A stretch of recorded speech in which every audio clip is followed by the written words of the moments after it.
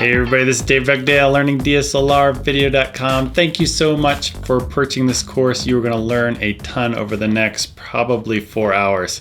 We're going to be covering lots of stuff from exposure, white balance, photo styles, a lot of stuff to get you up to speed quickly. This is a beginner's level course on the Panasonic GH4. Awesome little camera. You made the right decision. You should have no buyer's remorse buying this little camera. It is awesome for not only stills, but for video. It's a video machine. So this is great course for somebody that's like just getting into video. Maybe you've been shooting stills on this for a while and you wanted to get into video, or maybe you bought this primarily just for video. This course is perfect for you. I'm pretty much going to be covering everything in the manual as it pertains to video. I will be covering some stills related items because those do cross over into the video world, and there are some awesome tools there we're going to be using. But just to note, this manual that you get, the hardcover within the box, is really not the full manual. You pretty much have to go to the disc, and this one's like maybe 100 pages. The one on the disc is like 400 pages, so it has a lot more information. You pretty much don't need to cover it if you're going to be, watching this video for video, but if you have some stills related questions, you're probably going to find it on the disc rather than on this one. All right, one last thing, there's some things I'm not going to cover in this course real quick. I'm not going to cover things that didn't come with your camera. For instance, if you bought a glide cam, a steady cam, or a 3-axis gimbal, or ND filters, or accessories basically, I won't be covering that because I've got so much to cover within 4 hours that I can't cover all those extra items. I will talk about them. I'll talk about maybe why you would use them, but I'm not going to really talk about how you use them. All right, next up we're going to be covering everything that comes in the box. Just really quickly, there's 2 different ways that you could have purchased this camera. You could have purchased the body only like I did, that might have a box similar to this one, or you might have purchased a kit that comes with a lens. This is a very popular lens, the 12-35. Excellent lens to get with the kit. We'll be covering more about lenses later, but I want to cover everything that's in the box first. All right, and first up we're going to talk about the battery. This battery is amazing. It seems to last forever. I'd say about 4 hours, which is pretty good. That's what the manual says as well. It depends obviously on the temperature, what you're shooting, if you're not shooting, or when you're shooting, if you're using the EVF or the screen. There's a lot of different variables, but the manual talks about it in terms of charging it from full dead takes 220 minutes, depending on the temperature. Few little things really quick. Obviously, you don't want to be carrying this around in your pocket without any sort of protection. If you have like keys in your pocket, because you can short things out, all of a sudden your pocket gets really hot or something like that. Then here's the charger. If you're coming from the Canon world, like I did, it's a little confusing. Real quick, the charge light turns off when it's fully charged. So it's kind of opposite if you're coming from the Canon world. And here is the cord that it comes with. The supplied USB cable plugs into your AV out / digital port, which we'll cover later. And then the other connects to your computer. Now, there's a lot of different workflows out there. I personally don't use this method in terms of taking files off the camera onto my computer, but you can with the disc that comes with. There's an application called the Photo Fun Studio. Now, I will warn you, from what I've read in terms of the specifications of what this camera does, this is a USB 2 device, so transfer speeds are going to be a lot slower than if you take the SD card out of the camera, put into a USB 3 card reader, and then your transfers will go much faster. It could be the difference of 10 minutes transferring an entire card versus like a half hour. It could be dramatic difference between USB 2 and USB 3, especially like you shoot all this great stuff. You're like, I'm excited to get in there and start editing, but it's like taking forever. So I'd advise almost against not using it since it's USB 2. All right, the supplied DVD disc. I pretty much don't use anything on this disc except for the full 400-page manual. But really quick, I'll go through the items. There's the Silky Pick app, and basically that can do raw conversion for your raw still files. I use Lightroom, so I don't use it. There's the Photo Fun Studio we talked about before, which allows you to download files from your camera to computer. Again, I don't really use that workflow. And then this one I probably are not going to pronounce correctly, is Low Scope or something, but basically it's a video editing application. To be honest, I've never tried it. I have a subscription with Creative Cloud, Adobe, so I use Premiere personally, so I don't use any of the applications that it comes with. The supplied camera strap, as you can see, is still in the packaging, is something I don't use. I use one that's called the Black Rapid R strap. Everything that I'll show you that's not included, I'll just briefly talk about, is listed on my gear page if you're interested. So basically what the R strap does, it doesn't pull your neck forward this way. You can take your camera and it can fit kind of off to your weight on the side of your waist. And then when you pull it up to shoot or shoot video, it's a really nice device. You got a little pouch here for an extra battery, extra SD cards. So that works really well, especially if you're just kind of being a tourist and you're not having your camera all rigged out and you're just taking your camera on a vacation. It's a wonderful thing. Again, if you bought this as a kit, you might have gotten the 12-35. I think it's a great lens to start with. We'll be talking more about lenses later. But a few things just to note on this lens is it has OIS, which I believe is their optical image stabilization, whereas Canon calls it just IS. So every manufacturer has a different name for it. But this is a nice little lens because, I found myself shooting with this wide open a lot. And it does quite well wide open. And I'll be showing some other tests later on with this particular lens and what to look out for. But having this OIS in terms of shooting video is a really nice thing to keep your shots just a little bit steadier. All right, a few precautions before you start using the camera that I just want to mention. This is what's termed as a splash-proof camera, what the manual calls it. So basically, I've gotten this wet. I can give you some of my experience with it. In terms of drizzle, it works just fine. It's got gaskets all over the place in terms of the ports here, the mic. Underneath, there's more ports here as well. You want to make sure, like the manual talks about, don't have the flash up in the up position while it's raining. Again, this is more about video, so you won't be using the flash in terms of this course. But basically, another precaution is the screen. When they talk about, in the manual they talk about, I've never run into this problem, but they say don't use excessive force when you're cleaning the screen. I know it's a touch screen, but they don't want you like pushing really hard into it for some reason. And obviously probably your weakest link on this whole camera is the screen itself in terms of how it rotates. It only will go one way like this. It won't go the other way. So don't expect to keep going around in circles. So just be gentle with it. I've had cameras like this for years with the articulating screen, and as long as you treat them well, it'll last a really long time. All right, one last precaution. I can't really verify this from experience, but turn your camera off before you change your lenses. If you're coming from a DSLR background like I am, I've done this many times where I don't even turn the camera off. I would just change the lens and then put the new lens on. But in this case, this is a mirrorless camera, so the sensor is pretty much right there, and it has a charge to it, so basically dust can fly into it and get onto your sensor. All right, I know some of you will consume this course in different ways. So some of you might blaze through the whole entire thing. Some of you guys might actually hold the camera and change settings in the menu as I'm changing them. And some of you might go and like stop the video, go try something, come back and resume. What I want to do here is like a really quick start guide.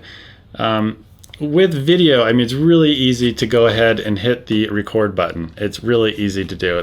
What happens is there's tons of little details that make up a really good image, especially when it comes to video. As you get higher and higher quality, the attention is really in the details. But what I want to do here is break it down super simple, especially for people that might feel intimidated by it. We're going to do everything and let the camera do everything for you. Everything, auto exposure, auto white balance, everything. So, and the reason for it is there's going to be some instances, pretty rare, but you'll run into, maybe you might be putting this on a drone. It might be on a gimbal device where you can't access it, and you might want the camera to do some automatic exposure and automatic stuff for you. So I want you to at least experience it. And for the people that just want to get out and start playing with the camera, this is definitely for you. So what we're going to do ahead is mount the lens. Pretty intuitive. You probably have already done this. Just go ahead and mate the two. We got the red dot to the red dot, and then rotate clockwise until you hear a nice click. Next up, I'm going to put the battery in. The battery's keyed one way. You can only put it in one way. There's a little arrow pointing down, and the contacts are on this side. Don't worry, you can't put in the wrong way and blow it up somehow. Next thing, we're going to be talking about SD cards a lot, especially if you guys are shooting 4K and you're running into issues. I'll definitely be talking about that more later. Put the SD card in. Again, it's keyed. It only goes in one way. Then we're going to flip the screen out here, and we're going to, if your this does not rotate like this, just go ahead and press that release button, and then you can change the mode dial. And go ahead and change it to the M with a movie projector next to it. And then go ahead and turn it on. All right, you might get a screen that says, please set the home area. In this case, I've reset my camera all the way back to factory settings. So if you have not done anything to your camera, it's going to look very similar to this. We're gonna just bypass this altogether. I'm gonna just hit the shutter halfway down and get rid of that. And that's basically it. On the back here is the red record button. Just go ahead and press record. You'll hear a beep. Go ahead, go around and record stuff and see how the auto exposure, the auto white balance works. We're just going to press stop, and to play, just hit the play button on the upper left. We're going to be going through all the buttons and switches later. You can use the touchscreen to play it. We're going to talk about codecs, frame rates. There's so many different things to cover, but for those people that just want to get out there and start making mistakes, go for it. All right, next up, we're going to go through all the buttons and switches around the camera. I'm not going to spend too much time. I just want to basically show you where it is and what it's called. I might demo a few items, but we're going to be demonstrating a lot of these things later. All right, first up, we've got our drive mode dial. This is the single mode. This is the burst rate mode. This is more photography related. This is a bracketed mode. Next, we have our countdown timer. And the last one is our interval, so we can do time lapse, and that's what we're going to be using this mostly for. All right, next up we have our left microphone, and we have our right microphone on either side of the hot shoe. All right, next up we have our hot shoe, and you can actually take this protective cover off for when it's like not raining. And one thing to watch out for with the hot shoe is if you do install something like a microphone here, it's not smart enough to know that if you press this switch on the side for the flash will still pop up. It doesn't know that there's actually something in there. All right, next up is our sync port for flash. So this is really not related to video at all, but one thing you want to make sure is if you leave this protective cover on so rain doesn't get in. Next up, we have our switch, on-off switch for our power OIS, which stands for optical image stabilization. All right, next up we have our lens release switch. Just basically press it in and you can rotate the lens off the body. All right, starting at the top, we have our microphone input. This is where you would connect your microphone. Moving down, this is where your headphones will go in. Connect your headphones into this port. And last up, we have our AV out digital. So basically, you mostly use this for USB connection because the AV out is something for old TVs. You want to use the HDMI to get the best out of this device in terms of sending it to a monitor. All right, next up is our power switch and our status indicator. The status indicator will actually flash when your battery is getting very low. And it also, do not take your SD card out while that light is illuminated. All right, next up is our mode dial. Press the button down if you want to lock the mode dial. Press it again to unlock. The first one is manual mode for photography, shutter priority, aperture priority, program, intelligent auto, creative mode, and these last three, C, 2, and 1, are custom modes, and then back to the original movie mode. Focus distance reference mark. This is where the sensor is located. It's the minimum focus distance, or the macro distance. Sometimes this distance is written on the side of the lens. Next up is your FN1 button, which right now is assigned to Wi-Fi, and you'll see a blue light appear. If you press it again, it will not turn the Wi-Fi back off again. This is our exposure compensation button. Next to it we have our ISO, which has got two little dimples on it, so you can actually feel which one that is. This is the one that you're probably going to use the most, and you could rub your fingers across it and you'll be able to find it. And the last one is our white balance button. Next up, we have our shutter button. We can do a half press for focus or a full press to actually take a photo. This is our front dial, and this is for aperture. This is where the NFC antenna is located. This is our self-timer lamp and AF assist lamp.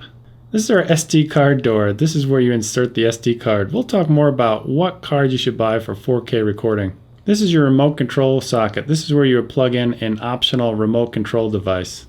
This is your EVF, and this is your eye sensor. The eye sensor detects when your head comes up to the EVF and turns off the main display. You can squeeze the sides of the eyepiece and remove it quite easily if you wear glasses and it gets in the way. Next up is your dioptric adjustment knob. This is what you use to adjust for the text that's on your screen to make sure it's in focus, not what's in your actual frame, but just the text.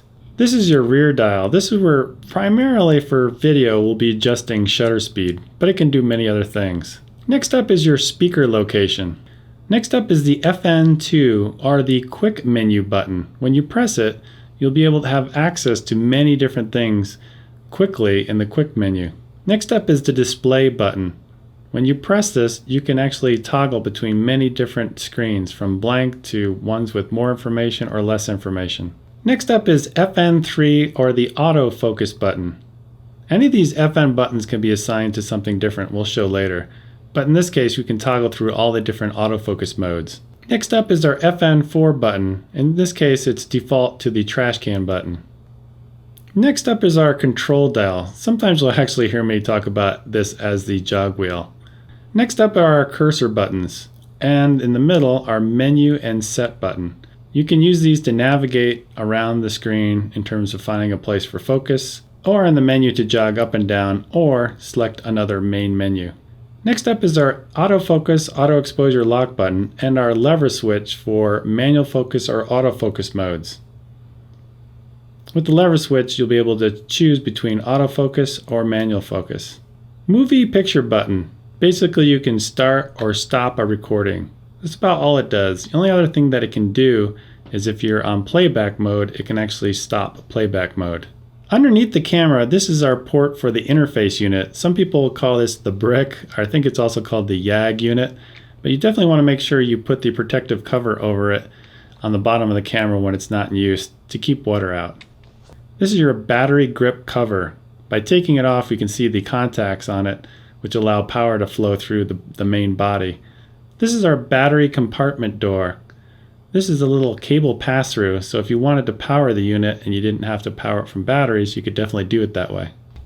This is the display for the camera. You definitely want to watch out for this hinge. Don't abuse it. It'll take some abuse, but don't give it a lot. This is your play button for playing back images and video, and this is your FN5 button for the electronic viewfinder.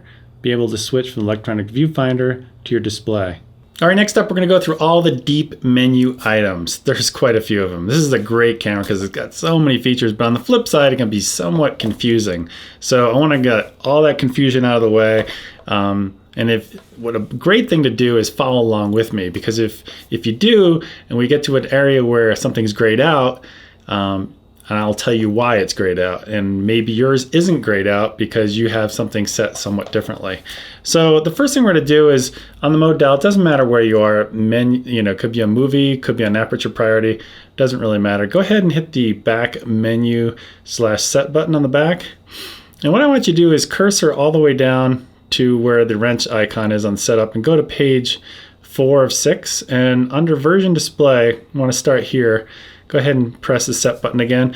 And you'll notice the top number is very important. I'm on version 2.0, which offers some features that if you're on, let's say, version 1, or if I believe 1.1, you will not see.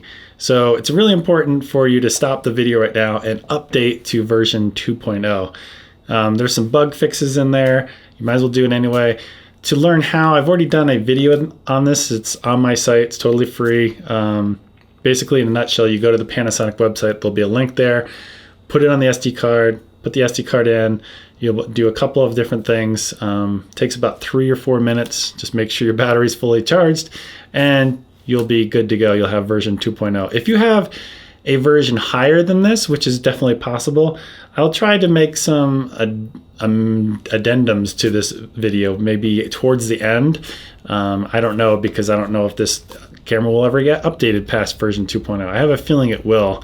I've talked to a Panasonic rep who said it sounds like there's some more firmware coming and more features. So if that happens, I will try to make like an addendum at the end of all these videos of what has been changed or added. So the next thing I want you to do to get out of here, actually hit the trash can button a couple times. And I want you to go down to where it says reset.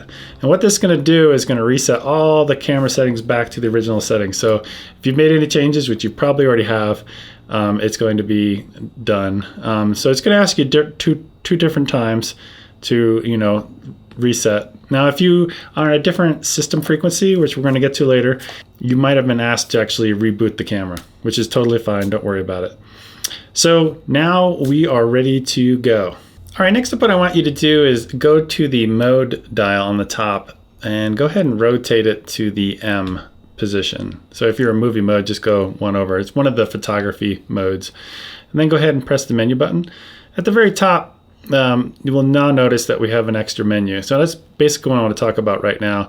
Is if you cursor over to the left and then you can go downward, you can scroll through all the different main menus basically. So starting at the top is the REC, the record maybe. It doesn't really say in the manual what that stands for, but it really should be labeled stills or pictures because it deals with taking pictures basically. The next one down is movie pictures, custom, setup, and playback, which will be running through all of these. They can be somewhat confusing, so we'll definitely try to eliminate as much confusion as possible. So one of the things I just want to say right off the top is if you're in a different mode, let's say if I go to movie mode and I hit menu again, you'll notice that the top REC menu is gone. So just definitely follow along in terms of the mode dial. So we'll go back to the M, press the menu, go to the very top, and we'll start off with photo style. So I'm actually going to be explaining this all in detail when we get to the motion picture. What you see here is the exact same thing. Let's go ahead and get out of here. If I go down to motion picture, this photo style is the exact same thing. So if I make a change, let's say if I change this to natural, and then I cursor back up to the REC menu, and you'll see it's on natural. So one reflects to the other. So that's basically what I want to talk about is if you make a change in the stills category or the stills menu, the REC menu, it will get reflected into the motion picture menu. There's sometimes it won't, and there's a little bit of confusion there, and I'll try to straighten that out for you as much as I can. Aspect ratio, as you can see on my screen, it's grayed out, and the reason is because I'm actually using an HDMI cord so you can actually see this instead of having a camera filming the back of the screen. So it's a little bit better experience for you guys. But unfortunately, this is probably one of the only spaces that I'm going to run into this issue is I can't choose it because I got the HDMI connected. Basically, you have a bunch of different choices as you're probably scrolling through right now. You can see there's 4:3, 16:9, and this is a stills related only item. However, the reason I'm talking about it is sometimes you will create time lapses, and a very popular way is by taking a whole bunch of pictures and we're going to have a whole chapter on time lapses. But what I want to say about this is you can choose 16:9 if you wanted to, if you're really confident in your composition. So let's say I've got it framed up exactly the way I want and the clouds are going across the sky or whatever you got for a time lapse. But I would advise against it. You're better off doing it in a 4:3, capturing more pixels basically, and then you could pan and scan around the image later if you wanted to. So I would just leave it at 4:3 if that's what it's set by default for you. Picture size, basically we want the largest pixel size we can. As again, this is photography related, but if you're creating time lapses, you want the largest one you can get. I would advise actually not shooting this way. Go down one more menu item where you see quality. And the top one is like the different types of JPEG, and there's RAW plus JPEG modes. And at the very bottom, this is the one I would suggest using, it's just RAW. Unless you're shooting other types of stills. But if you're just doing like time lapses, you want to retain the most dynamic range out of the camera and you want to be able to manipulate it in post, I would definitely choose RAW. So when we do that, you'll notice that the top item, picture size, is now grayed out. So we can't even select it anymore. I would definitely select RAW and keep it there if you're doing like time lapses for video. AFS, AFF. There's two different modes for autofocus. To be honest, we're gonna have a whole entire chapter on this later. And I don't want to go into it too much depth, but basically autofocus S stands for single, or you can think of it as still objects or landscapes, or maybe you're taking a portrait of somebody and they're staying stationary and they're not moving. Whereas autofocus flexible, that's when somebody's actually moving in the frame, like a child or something like that. Next up is metering mode. We're going to talk more about this in the movie menu, but whatever you do here will get reflected over there. Same thing with the last menu item. You have different metering modes, and we'll get into this more later.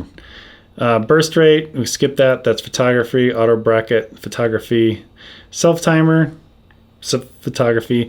Time lapse and animation. We're going to have a whole chapter on this, where you can do between stop motion, or you can do time lapse. How you start it, the interval, how many shots you're going to try to take, different ways of compiling the final output. We're going to do a whole entire chapter, so I kind of rather just skip this and we'll come back to it later. To get out of this menu, you'd hit the trash can button to get back to the main menu. Highlight shadow, I'm going to cover this later in the next menu. Go ahead and hit the trash can to get back out. Eye dynamic. Again, I'll be doing that in the movie mode.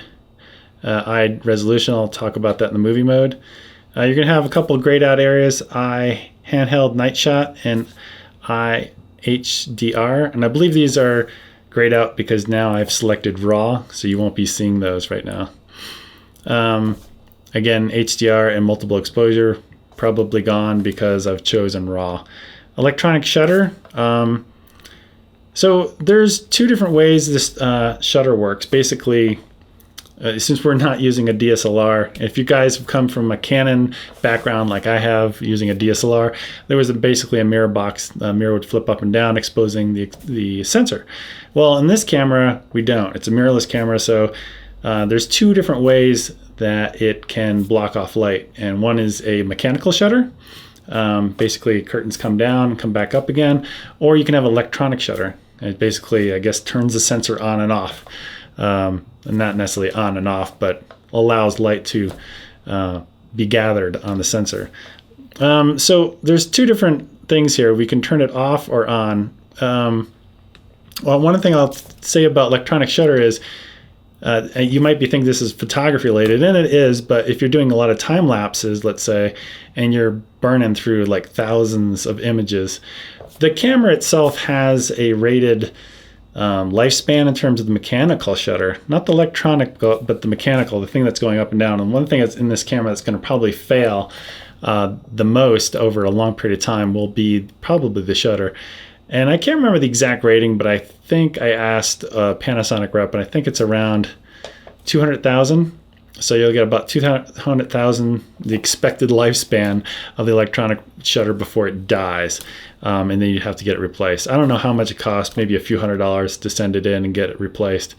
But the reason I bring this up is if you're a person that does a ton of time lapses, you might want to turn this electronic shutter on as long as you don't have fast moving objects in the frame. If you do, what you'll get is a lot of rolling shutter, or well, let's say a car passes through your frame very quickly at 40 miles an hour and you're doing a time lapse. Well, you're going to see that car kind of skew to the side where the top of the car might be off to the right and the bottom of the car is over here as it passes through.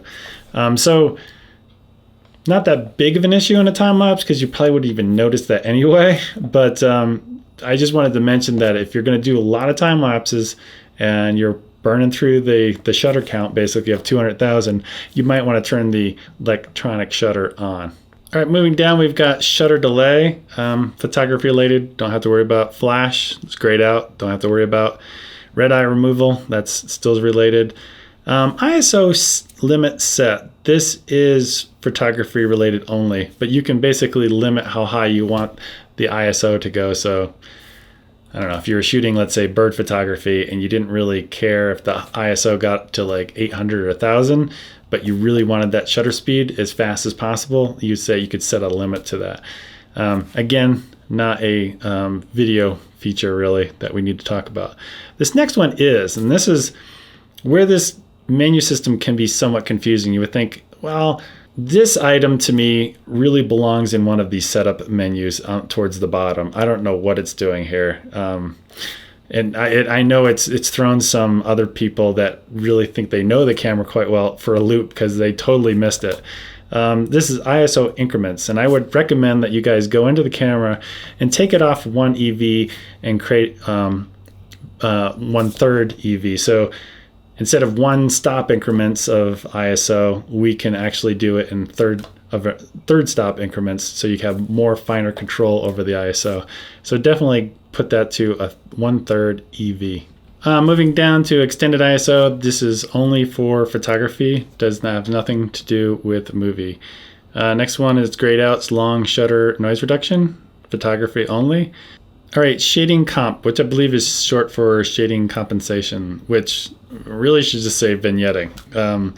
I will say this, it just has nothing to do with the video, but I will say it does in terms of photography, which might relate it to some of your time lapses. If you go from off and you turn it on, basically what that does, if it recognizes your lens as like a 12 to 35, which is kind of the stock kit lens, or your 35 to 100 Panasonic lens, it'll recognize the lens and it will help get rid of some vignetting that it knows about for photography only.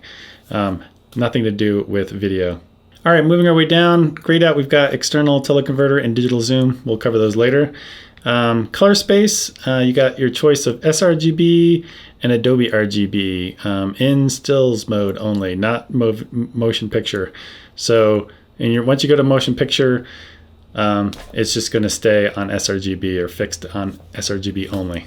All right, stabilizer. Basically, we don't have really a choice in movie mode, but I just want to explain really quickly what this is. So in stills mode, you get your choice of up and down stabilization. So this would be great for if you're tracking a subject like a runner or a bicyclist and you're tracking the camera this way along with the subject and you're trying to get rid of that shake, that up and down shake. That'll do it for you, but you don't want to disrupt what's happening with your panning movement. But when you're in movie mode, we've got both up and down and side to side stabilization in the lens. So you really don't have a choice when you're in movie mode. Face recognition and profile setup both have to do with kind of a fun gimmicky type thing that's only related to stills mode.